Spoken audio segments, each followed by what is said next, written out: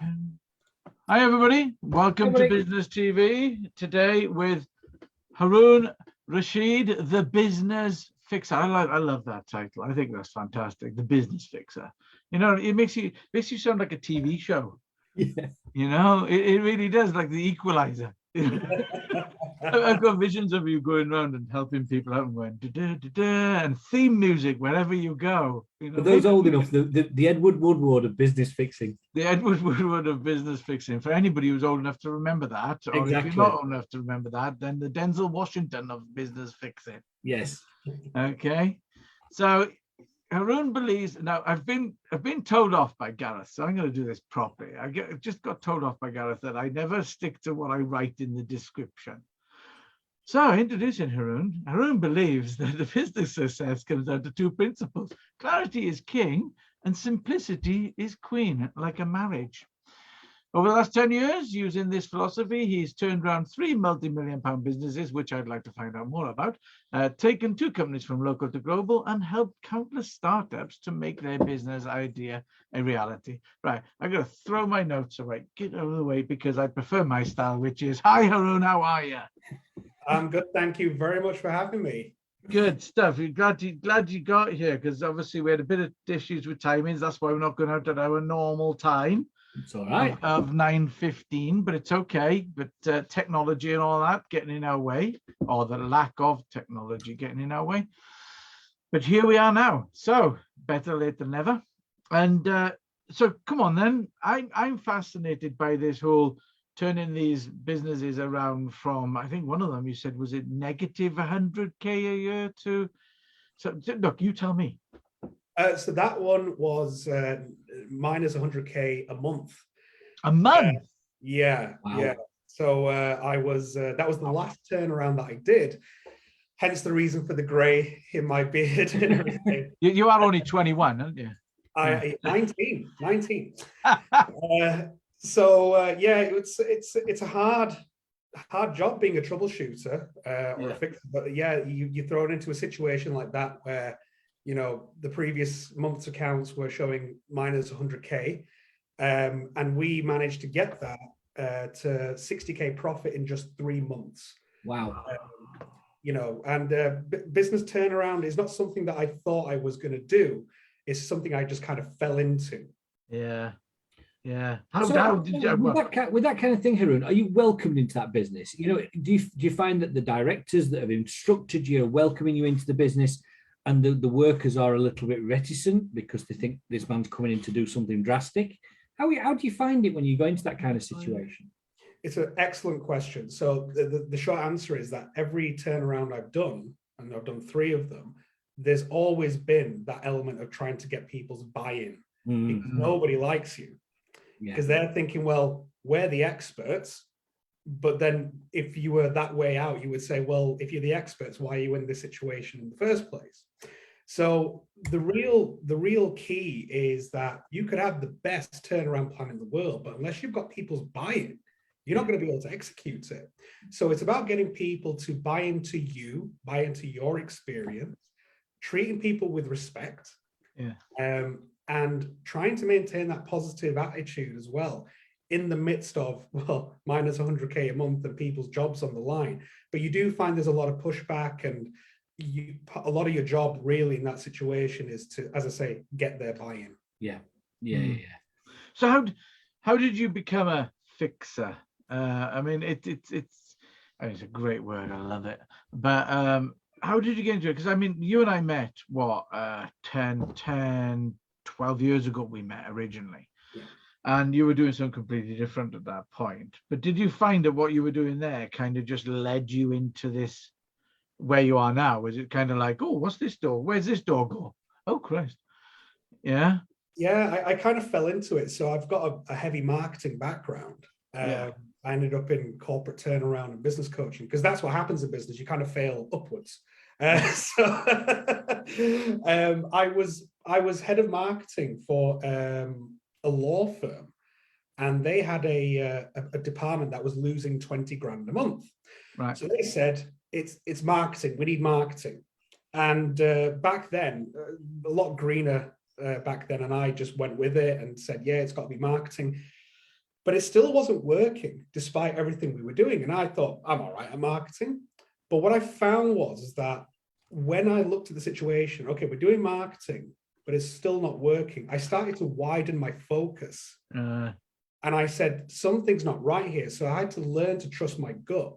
Yeah. Long story short, it turned out that the solicitors in that department weren't doing anything with the leads. Okay, so the funnel was full, but the bit was blocked at the bottom. They had an idea that they were going to set up their own firm. They weren't doing anything in the office. Oh, right. And okay. Therefore, we had to just get rid of all those people. There was 5 people in that department, and we ended up getting rid of those people. We brought in 1 full-time person and a part-time person. We redid the whole model in terms of the financials and everything. We said, okay, what do we need to break even now? How many inquiries do we need? What does the cost of acquisition look like? Just knowing the basic numbers. Yeah. And we got it profitable. Yeah. You know? Well, you would when you get the right elements in place. Yeah. That's right. And it was because of that I, got headhunted by somewhere else. And, I was able to go and turn around another couple of businesses. And, it's, you do something like that where someone's, losing 20 grand a month, and, people will hear about that and, they want to talk to you. But that was an example of turning around a department, turning around a full business, a multi-million-pound business, or, a business that's doing £1 million of turnover. Yeah. That's a whole different game. Yeah, because you have a recent success story, don't you? That basically, we were chatting about earlier, but that I think would be a really good story to show all the elements and stuff that are involved. Are you going to tell everybody, or is it just for us? Oh, tell them all. Tell them all. Well, I'm actually writing a book about it, but I'll use some of the headlines here. I mean, so this is the one that was losing 100K. Okay. And there was about 60 people's jobs we needed to save. And the first thing I did was I got clarity on what the successful outcome looks like. So in the beginning, like I said, I believe that clarity is king. Yeah. So when I was talking to the powers that be, I was saying, okay, well, what does good look like on the profit and loss? What does good look like on the cash flow? Because you could turn that business around and make a penny's profit. Yeah. Is that a good result or not? Yeah.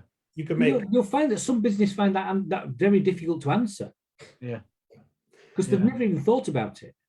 Absolutely. And so, because if you want to turn something around, you need to know your starting position, and you need to define what does a successful outcome look like. So you need to start with the end in mind. Then it was a case of, okay, well, I need to understand the numbers. So I grabbed the finance person and I said, clear your diary.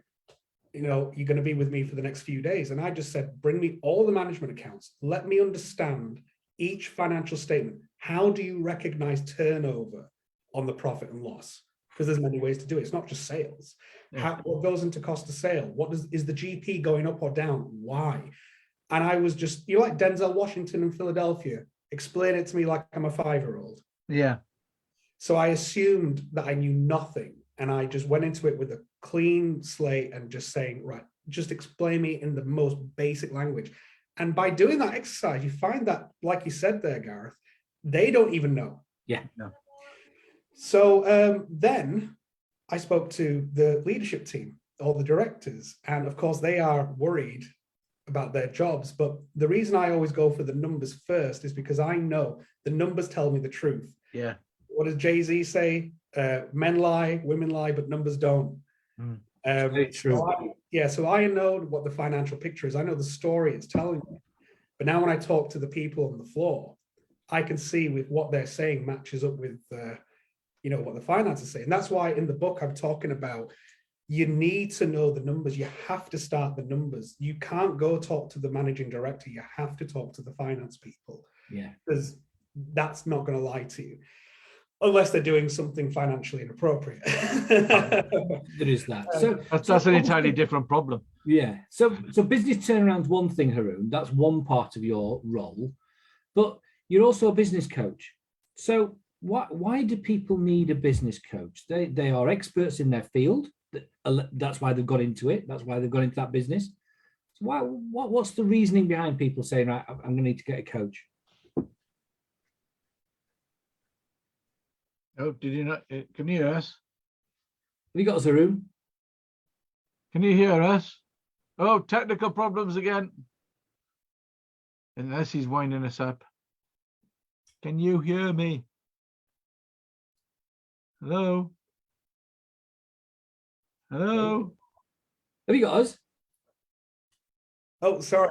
My internet just went mental then. I'm sorry about that. So those technical gremlins are back. Sorry about that. And that was a really well phrased question of mine as well. I'm gutted. I thought it was rubbish. Sorry. What was the question? So the question was that obviously business turnaround is part of your business. It's not all of your business. You are a business coach as well. But why would people need a business coach? They're meant to be experts in their field. That's why they've gone into that business. So what's the reasoning behind people calling someone like you? I think that the smartest people in business that I know and that I've read about, and I'm sure you guys in the audience have read, is that if you're the smartest person in the room, there's something wrong. Or it's not particularly smarter, but someone with a different perspective. And nobody has ever got to where they are without the help of somebody. And it's in those conversations that you can get basically what you need to progress or get to the next level. I know personally, just by having an hour's conversation with somebody and someone saying, have you thought about this? Or how's that working out for you? Who do you need to be in order to get that? You know, and it gives you that room to just kind of think things through, because as we know, these things are always going off all the time. And as a business owner, you don't have the time to sit and think things through. And a good coach can identify root causes, give you a different perspective, give you another way of thinking. And I think that is the thing. And it's actually very hard for people to get a business coach because you've got to be very secure, don't you? You've got to be that kind of person that says, well, actually, I don't know everything. Maybe I do need just a bit of a sounding board or someone to give me a bit of a different perspective. So I would say if someone has never thought about getting a business coach, I would say you never know what gem might come out of a conversation where you've got room that's created and someone might just ask you a question which might change your life, might change your business. Yeah, and you're so right in what you're saying, in the fact that most business owners are reactive and not proactive because they are dealing with the issues as they happen on a daily basis instead of stepping back and thinking, I need to take a breath and find out what I want to do next. Yeah. And they may need some help in doing that. Yeah. Yeah, absolutely. I mean, I know certainly that I've been very, very lucky in my career, but I have certainly not got to where I am by my own merit. I've had good people mentoring me, coaching me all the way through it. And I was thinking about this the other day, had I not had those people and been insecure and thought I knew everything, my career would not be anywhere near what it is now. Yeah. But the thing is, there is a lot of, I know in our industry, there are a lot of charlatans out there. I don't really like to cast aspersions, but there are a lot of certain organizations and stuff that I really wouldn't give the time of day. So what would you say actually makes a good coach in a business then? Because, you know, a lot of people go from books and don't know, and yeah. So tell us, what do you think before I get myself in hot water? What makes a good coach? What makes a good business coach? Well, I did it's interesting because I did this as a post on my website, on my blog, and it was one of the most read pieces on my site last year. And it seemed to resonate with a lot of people. I think that there's a few things. So number one, experience. So has that person just read a book, like you said, Gareth? Yeah. Or have they been there and done it? Which is why, like in the, in my intro or my bio, I'm very clear about showing the proof of what I've done. So you can't argue with that. So I'd say, look at what that person's done. Have they read a book, or have they just been on a business course, or have they been there and done it? Secondly, I think that a good coach actually listens more than they talk. I have had coaches before, and it's just they just talk for an hour, and you think, I'm bored. What the hell? You know, and really a good coach should ask questions, and they should ask good questions. So another thing about a good coach is to get to the right answers, you need to ask the right questions. So they should be asking you very good questions. And what I like, one of the things that I love about when I'm doing my coaching is I'll ask a question and the client will just kind of go, huh, that's a really good question. You know, they don't know how to answer it. And I'm saying, well, that's why we're here. Yeah. And I think as well, do you like the coach? Because, you know, there's a lot of people that you just don't like, and you might not get along with that person. But if you're opening yourself up to this person for them to speak into your life or your business, you better make sure that you like them as well. Because some people can have a chip on their shoulder, be a bit arrogant or whatever, or be a bit harsh. And every coach is going to have different levels of accountability and what that looks like. So I would say those are the three things if you're looking for a coach. But those people could be very good coaches. They just don't sit right with that individual. Yeah, personality clash.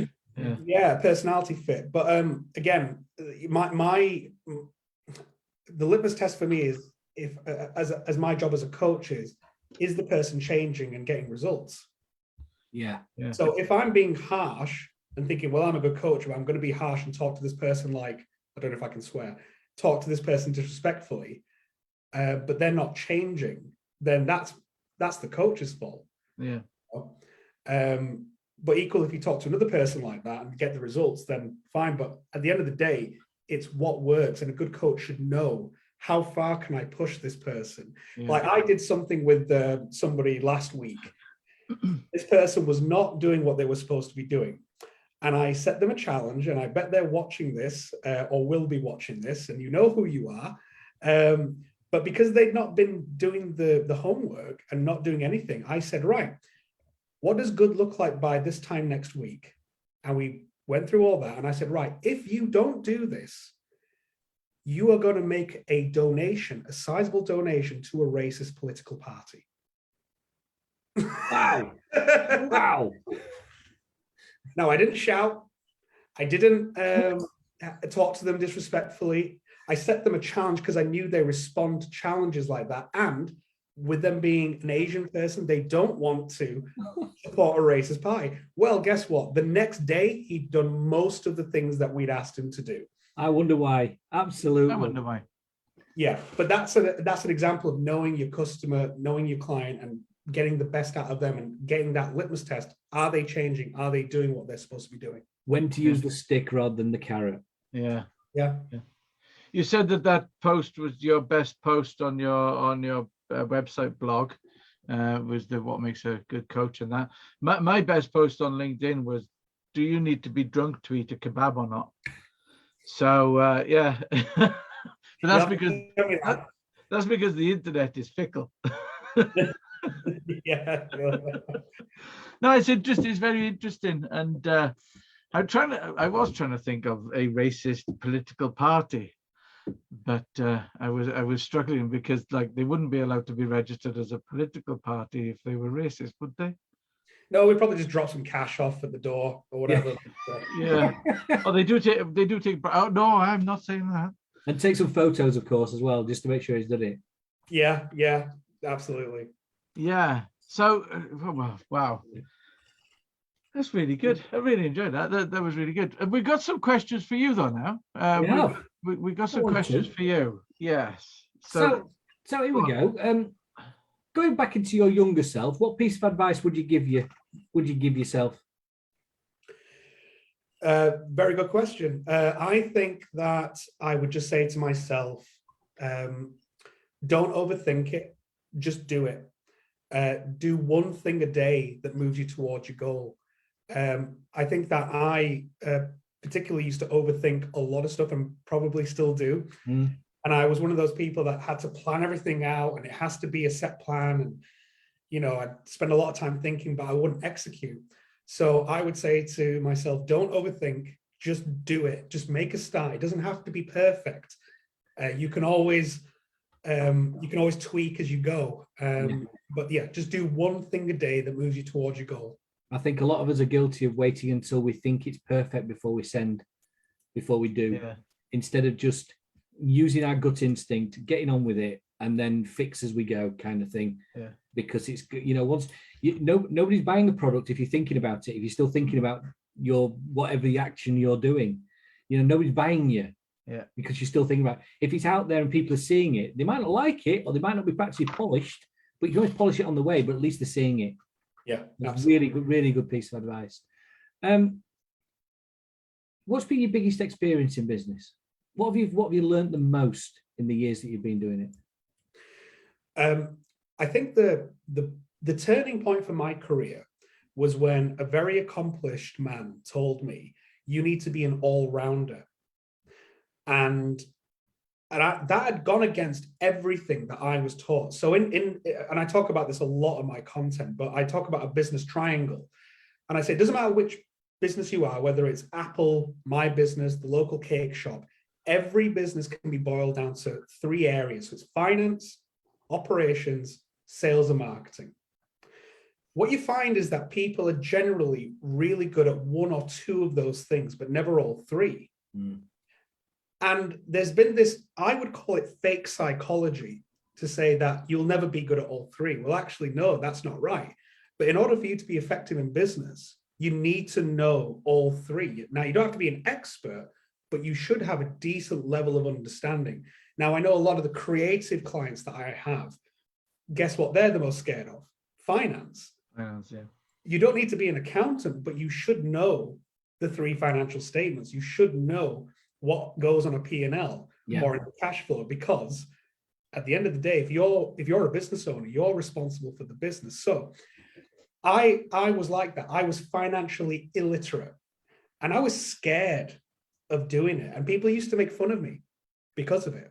Yeah. And one day I'd had enough and I went up to somebody and I said, I want you to teach me finance and accounting.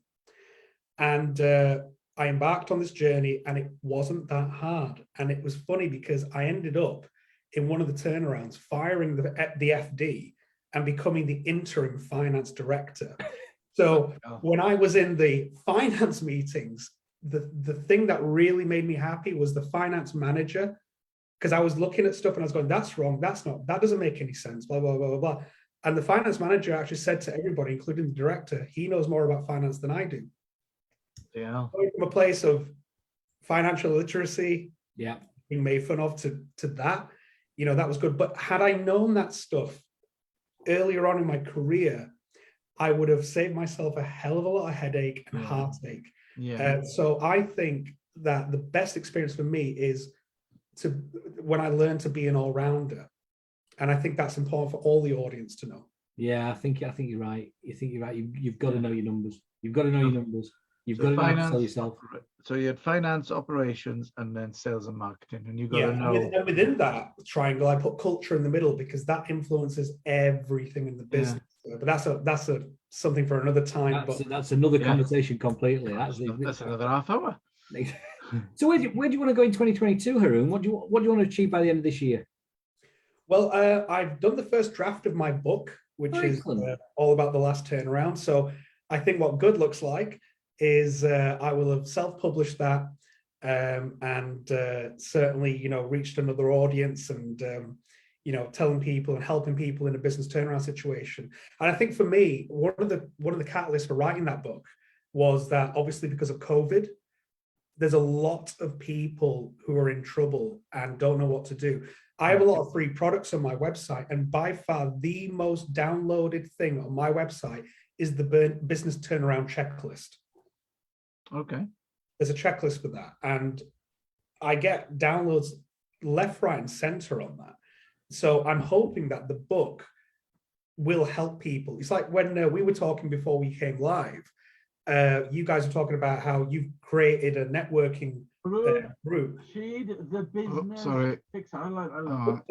Sorry. I'm about to post your website link in the stream, but the stream started as I clicked on it. Sorry. No, but you guys were saying that you created this thing to benefit others, not yourselves. And that's what I hope to achieve from the book, that it will help other people. It's not for my personal gain. And you're self-publishing that? Yes, I will be, yeah. Is there any other way? In 2022? Well, 2022, yeah. Only find a publishing company that'll take it on, but then, hey, it's as easy to do it yourself, I think. Yeah, definitely. Very good. So one thing we like to ask all our guests is that a challenge that you can help all our viewers and listeners is, do you use any apps, social media tools, products that can help people in their day-to-day work? Yeah, so there's actually two. I was doing some training on this with somebody last week. It's all around productivity. Now, my favorite function on my day-to-day is the do not disturb mode on my phone and my laptop. It's amazing to me how many senior professionals and business owners sit down to do a task and they're distracted and they're constantly looking at their phone and emails coming in and all that kind of stuff. And then they wonder why they can't get anything done. So I always advocate the do not disturb function. Very easy to find.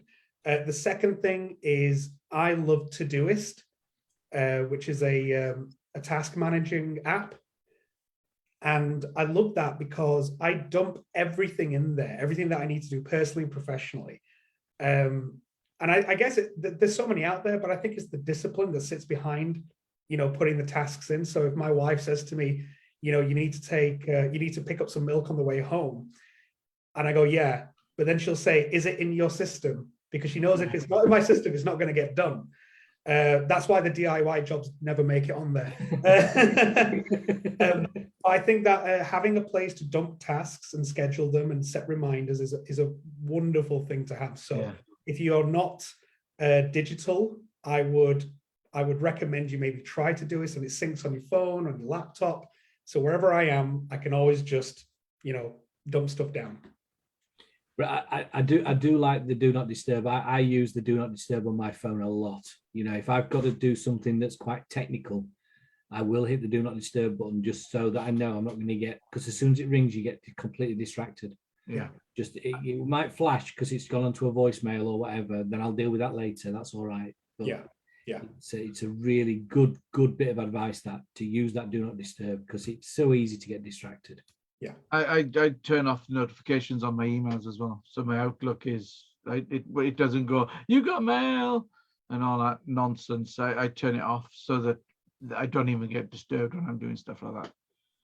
But yes, so basically you've got a lot planned and you've got a lot going on, and it's all really good. And it sounds absolutely fascinating. So we will be looking forward to watching you and waiting for the book to come out. You'd have to let us know so we can stick it on there. I've put the links for your website and your LinkedIn profile in the chat while we were having a chat. And and we'll be seeing you on Friday anyway, because you're coming to Interactive Networking. Yes, I am. So, Utopia. And Utopia, and you're bringing a friend to Utopia, which would be a real experience for them, because they'll be like, oh my God, I can walk and talk to people. But if he is that shy, though, he might run away from everyone. Don't run away. It's very nice. You can go talk to people. So yes, we'll be seeing you next, this Friday, because it's coming up to the end of January. Already. Here we are. Already. Where's the month gone? Don't. I feel the older I get, the bloody faster it's going. And I don't understand why. Surely it should slow down. There we are. So, I think that's it, really. Thank you very much. Thank you for joining us, Haroon. Been a great really talking good. to you. Cheers. No, thanks for having me. Really appreciate it. Cheers, everybody. We'll see you later. Bye-bye. Bye. Oh, I gotta do that. Oh, look, I'm tired. I haven't done the stop streaming thing. I was just about to end the meeting. Oh, yeah. I'll try again. Bye.